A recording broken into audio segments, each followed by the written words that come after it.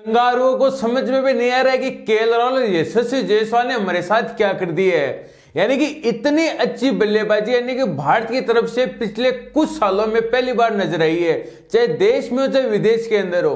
पहली opening partnership के लिए यानी कि यार क्या शानदार पार्टनरशिप की है, दोनों ने 172 रन जोड़ दिए केएल राहुल और यशस्वी जायसवाल ने। अरे केएल राहुल इंडिया के लिए अगर चुने गए थे टेस्ट सीरीज के लिए, यहाँ पे ऑस्ट्रेलिया के लिए, सारे के सारे बकवास करे थे केएल राहुल को क्यों लेके जा रहे हो आप, सरफराज खान के साथ जाइए, ध्रुव जुरेल के साथ जाइए, फलाने के साथ जाइए, दिखड़े के साथ जाइए। लेकिन केएल राहुल ने फिर से बता दिया अगर विदेश की अगर बात है ना तो भैया केएल राहुल से अच्छा बल्लेबाज आपके पास अभी तक नजर नहीं आ रहा है। चाहे उसको आप ओपनिंग में खिलाइए, चाहे 3 पे खिलाइए, चाहे 6 पे खिलाइए, चाहे 5 पे खिलाइए, वो हर बार आपको करके देता है। उसके 8 शतक है, उसमें से 7 शतक उसके विदेश के अंदर है। दक्षिण अफ्रीका के अंदर उसका शतक है, ऑस्ट्रेलिया के अंदर उसका शतक है, वेस्ट इंडीज के अंदर उसका शतक है। यानी कि केएल राहुल की जितनी तारीफ की जाए उतनी कम है।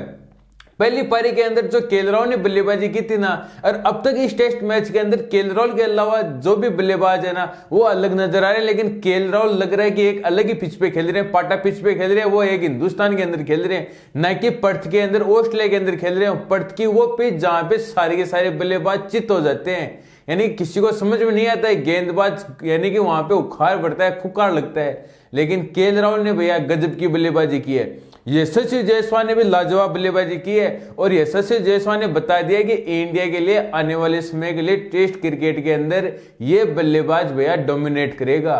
यानी जो सचिन तेंदुलकर, विराट कोहली ने या सुनील गावस्कर ने किया था ना, वो यशस्वी जायसवाल करेंगे। अभी एज क्या है यार, 22-23 साल का लड़का है, अभी उसको कितना खेलना है, कम से कम वो 15-16 साल खेलेगा। अगर वो 15-16 साल अगर रेगुलर खेलेगा तो सारे रिकॉर्ड तोड़ देगा टेस्ट के अंदर, ये आप मान के चलिए। यशस्वी जायसवाल का शतक हो जाने से था, लेकिन लास्ट में उनके क्रैम्प आ गए थे, उनको एल्बम में दिक्कत थी और वहां पे केएल राहुल को तारीफ बनती है क्योंकि केएल राहुल ने यशस्वी जायसवाल को लास्ट में स्ट्राइक भी नहीं दी, कि उनको पता था कि ये दिक्कत में खराब शॉट खेल के आउट न हो जाए।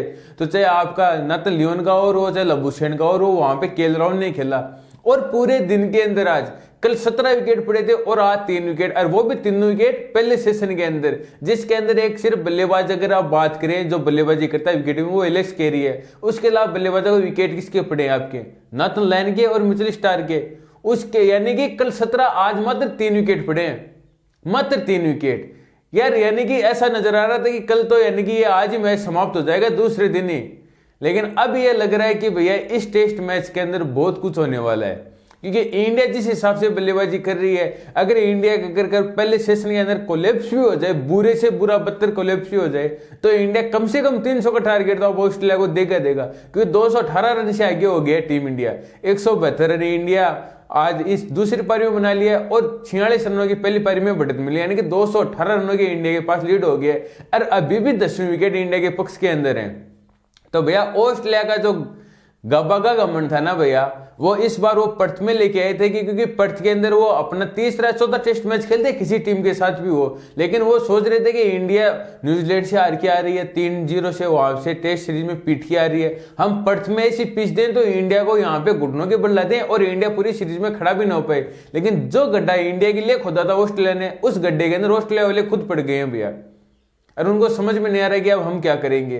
क्योंकि जिस हिसाब से टीम इंडिया के जसप्रीत बुमराह जो कप्तान है इस टेस्ट मैच के लिए, यानी कि अपनी तरफ से लाजवाब गेंदबाजी की, यानी कि जो आपके 3 तेज गेंदबाज थे, मोहम्मद सिराज, हर्षित राणा और आपके जसप्रीत बुमराह, तीनों ने लाजवाब गेंदबाजी की है। और जसप्रीत बुमराह ने फिर से बता दिया कि अगर वर्ल्ड के अंदर सबसे शानदार तीनों फॉर्मेटा का अगर गेंदबाज मिला के हो एक, तो वो भैया जसप्रीत बुमराह है, यानी कि जस्सी है भैया, जस्सी जैसा कोई नहीं है।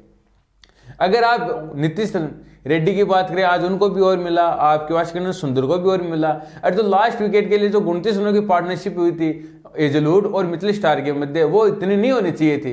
लेकिन देखो क्रिकेट के अंदर कुछ भी हो सकता है, क्योंकि देखिए आज इंडिया ने 5.5 घंटे लगभग बैटिंग की है ऑस्ट्रेलिया के आउट होने के बाद में, उसके अंदर इंडिया ने एक भी विकेट नहीं पड़ने दिया, यानी कि बल्लेबाजी के लिए पिच शानदार है।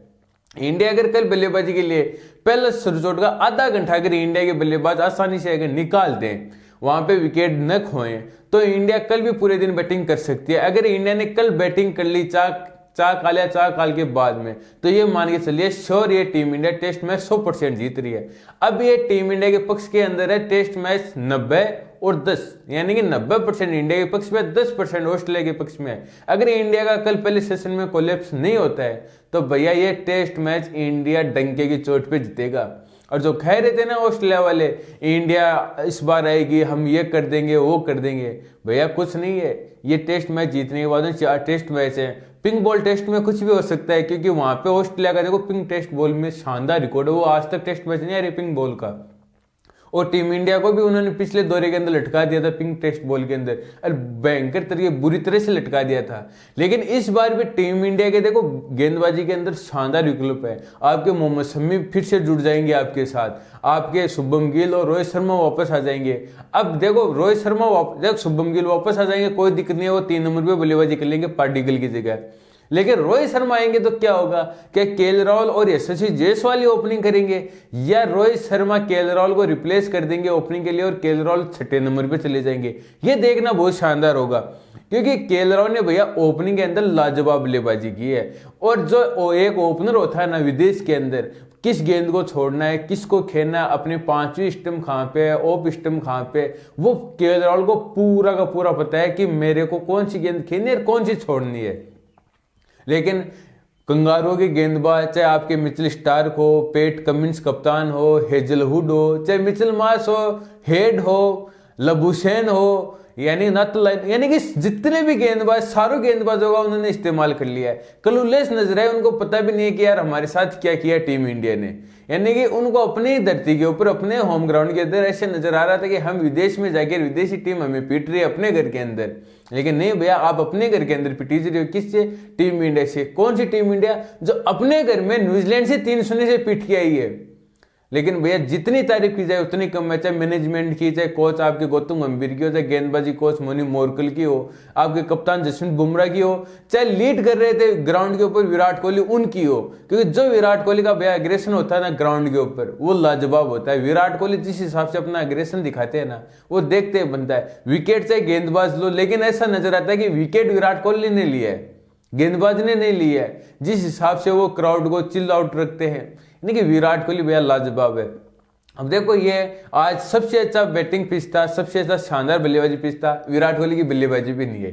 यानी कि जब कठिन समय होता है तो पहले बल्लेबाजी जाते हैं, और अच्छी बल्लेबाजी चल रही तो आज उनकी बल्लेबाजी नहीं है। अब ऐसा ना हो कि कल पहले सेशन के अंदर टीम इंडिया आते 1-2 आउट हो जाए, विराट कोहली फिर से आके लटक जाए, ये भी हो सकता है, उन्हें कुछ भी हो सकता है। लेकिन इंडिया भी भैया ड्राइवर सीट, यानी कि जो चालक होता है ना, उस सीट के ऊपर इंडिया बैठी हुई है, ड्राइविंग कर रही है इस टेस्ट मैच के अंदर। 218 रन से आगे है और अभी उनके पूरे 10 विकेट शेष हैं। अगर सारे बल्लेबाज 10-10 रन भी बनाएंगे तो आपके रन हो जाएंगे 318। और चौथी पारी के अंदर चाहे ऑस्ट्रेलिया के चाहे कहीं पे भी टेस्ट मैच क्यों ना हो, किसी धरती पे क्यों ना हो, चौथी पारी में भैया 250 से ऊपर का जो लक्ष्य होता है ना, वो बहुत कठिन होता है चेज करने के लिए। और इस पिच के ऊपर जिस हिसाब से गेंद नीचे रह रही है, बाउंस कर रही है, बहुत मुश्किल हो जाएगा। यानी कि ऑस्ट्रेलिया को ये टेस्ट मैच जितना जल्दी हो उतना जल्दी इसको भूलना चाहेगी ऑस्ट्रेलिया। क्योंकि इंडिया ने पहले दिन इंडिया ने खराब बल्लेबाजी की थी, 150 रन पे वो सीमित हो गए थे। लेकिन उन्होंने जो फाइट बैक किया था इंडिया ने, उनको पता था हमारे पास 150 रन है, और उसके जवाब में ऑस्ट्रेलिया को मात्र 104 रनों पे ऑल आउट कर दिया। ये इंडिया के गेंदबाजों ने लाजवाब काम किया। अगर यहाँ पे ऑस्ट्रेलिया 50 रन की 100 रन की अगर ऑस्ट्रेलिया लीड ले लेती तो इंडिया का जो 172 पे शून्य है ना, यहाँ पे इंडिया 172 पे ऑल आउट भी हो जाती। कि वही होता है, देखो दिमाग का गेम होता है, किस टीम पे किस समय क्या प्रेशर है उसका होता है। अब ये ऑस्ट्रेलिया के गेंदबाज अगले टेस्ट में देख लीजिएगा, ये आपके ऊपर चढ़ के गेंदबाजी करेंगे। लेकिन इस टेस्ट मैच में पिच लगे हुए हैं, और जो पिच लग जाता है ना एक बार, उसके लिए टेस्ट मैच के अंदर यानी कि मुश्किल हो जाता है, चाहे बल्लेबाज हो चाहे गेंदबाज हो। लेकिन आज के अंदर, आज गेम के अंदर क्या हुआ पूरा टोटल मैं आपको बता देता हूं। यानी कि ऑस्ट्रेलिया कल 67 रनों पे 7 विकेट थे, और आपके लिए एलेक्स कैरी और मिचेल स्टार्क बल्लेबाजी कर रहे थे। कैरी भैया आपके जसप्रीत बुमराह ने आज के दिन के दूसरे ओवर की पहली गेंद पे कैरी को कहा, चलिए भाई कैरी साहब आपका काम टाटा बाय बाय हो गया।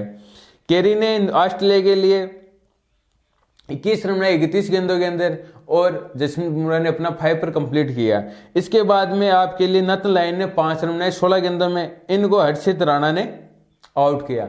और जो लास्ट का विकेट था वो भी हर्षित राणा ने लिया आपके।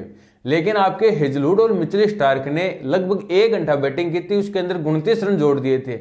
ये सिरदर्द नजर आ रहा था, लेकिन हर्षित राणा ने आके वापसी करवाई इंडिया को और मिचेल स्टार्क को वह कैच आउट करवा दिया ऋषभ पंत के द्वारा और 104 रनों पर ऑस्ट्रेलिया की पारी समाप्त हो गई। इंडिया के अगर गेंदबाजों की बात की जाए, 18 ओवर डाले थे आपके जसप्रीत बुमराह ने, 6 मेडन, 30 रन और 5 विकेट, पंजा खोल दिया वह जस्सी ने।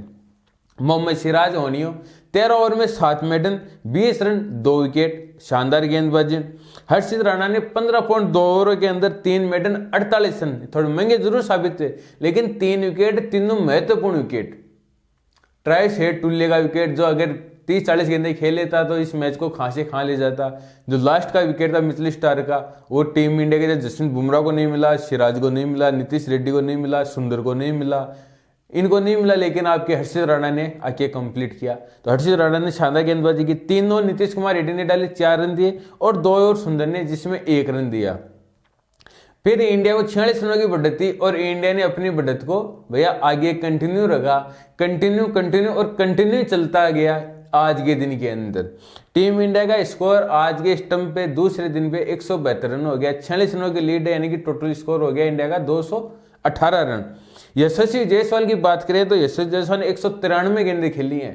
193 गेंद खेलने के बाद में अगर यशस्वी जायसवाल का शतक नहीं है तो आप ये मान के चलिए कि यशस्वी जायसवाल ने आज कितनी अच्छी बल्लेबाजी की है, यानी कि ऑस्ट्रेलिया के गेंदबाजों को थका के मारा है यशस्वी जायसवाल ने। 90 रन पे खेल रहे, 7 चौके और 2 छक्के मत से। और जो लतन लाइन को जो छक्का लगाया था ना भैया, लाजवाब, यानी कि ऑस्ट्रेलिया के अंदर छक्का वैसे बड़ी बात है लगाना, और वो भी यानी कि बाउंड्री लाइन पे नहीं, 10-12 रो पिच जाके, यानी कि 90 मीटर से ऊपर छक्का था, लाजवाब था। केएल राहुल साहब अपनी जो टिपिकल केएल राहुल स्टाइल में बल्लेबाजी कर रहे थे। 153 गेंदों में 62 रनों पे नाबाद है, मात्र 4 चौके। और टीम इंडिया का आज के दिन का खेल समाप्त दूसरे दिन के स्टंप तक 57 ओवरों के अंदर 172 रन है। टोटल लीड हो गई 218 रनों की। गेंदबाजी की अगर बात की जाए तो ऑस्ट्रेलिया के किसी गेंदबाज को विकेट नहीं मिला। अगर उनके गेंदबाजों का अगर एनालिसिस किया जाए, मिचेल स्टार्क साहब तूफानी गेंदबाज, 12 ओवर 2 मेडन, 43 रन, बेड़ा गर्क। जेज हेजलवुड 10 ओवर में 5 मेडन, 9 रन, किफायती गेंदबाजी की, लेकिन विकेट कोई भी नहीं मिला। पेट कमिंस कप्तान साहब 13 ओवर 2 मेडन, 44 रन, इनकी भी कुटाई ठीक ठाक रही। मिचेल मार्श साहब 6 ओवरों में 27 रन, इनकी सबसे अच्छी कुटाई हुई। फिर नाथन लायन ने 13 ओवर में 3 मिनट में 28 रन दिए। 2 ओवर आपके लबुशे ने डाले, 2 रन दिए, और 1 और डाला आपके ट्राइस हेड ने, जिसमें 8 रन दिए। तो टीम इंडिया ने भैया ये पहला टेस्ट मैच ऑस्ट्रेलिया और इंडिया का चल रहा है पर्थ के अंदर, वो अपने कब्जे के अंदर धीरे धीरे इंडिया मुट्ठी में अपने लेता जा रहा है। 2 दिन का खेल समाप्त हो गया है, दूसरे दिन का पहले टेस्ट का, जहां पे टीम इंडिया का लीड है 218 रनों की। अभी भी 10 विकेट बचे हुए हैं टीम इंडिया के। तो इस टेस्ट मैच के अंदर भैया टीम इंडिया अपनी फरारी दौड़ा रही है, और एल्टो पे सवार है कौन? आपके कंगारू। और मेरे को नहीं लगता एल्टो पे वो सवार है, वो तो भैया पैदल सवार है। अब कहाँ फरारी चल रही है, कहाँ पैदल चल रहे हो, वो आपको भी मालूम है। लेकिन टीम इंडिया ने पिछले कई सालों में पहली बार नजर आया कि टीम इंडिया के ओपनरों ने इतनी शानदार बल्लेबाजी की है। आपको याद होगा 2004 के अंदर वीरेंद्र सहवाग और आकाश चोपड़ा ने वहां पे सत्य की साझेदारी की थी ऑस्ट्रेलिया के अंदर। अब चल रहा है 24, यानी कि 20 साल बाद में ऑस्ट्रेलिया के अंदर भारत के ओपनिंग बल्लेबाजों ने सत्य की साझेदारी की है। अरे क्या किया, लाजवाब किए। अगर ये 28 रन और बना लेते हैं तो 200 रन ओपनिंग पार्टनरशिप के लिए ये सबसे ज्यादा हो जाएंगे विदेशी धरती पे टीम इंडिया के द्वारा ऑस्ट्रेलिया के अंदर। इनसे ऊपर अभी भी एक साझेदारी हो रहा है जो गावस्कर की और एक नाम और था उनकी है, तो उनकी भी ये रिकॉर्ड तोड़ देंगे। लेकिन टीम इंडिया के लिए जो आधा घंटा है कल का, वो सबसे क्रिलेस होगा, सबसे किफायती होगा। आधा घंटा चाहे ऑस्ट्रेलिया के नजरिए से देखा जाए चाहे इंडिया के नजरिए से, ऑस्ट्रेलिया ये सोचेगी कि हम आधे घंटे के अंदर इंडिया के 3-4 विकेट डाउन कर ले, और इंडिया ये सोचेगी हम एक भी विकेट ना दें, और ज्यादा से ज्यादा अगर विकेट जाए तो एक विकेट जाए। तो ऐसी जानकारी के लिए आप हमारे चैनल स्पोर्ट विदेश को सब्सक्राइब कीजिएगा, वीडियो को लाइक शेयर कमेंट जरूर कीजिएगा। और कल है भैया IPL के मेगा ऑप्शन, जहां पे आपके साथ हम लाइव जुड़ेंगे, पूरे ऑप्शन का मजा लीजिए। धन्यवाद।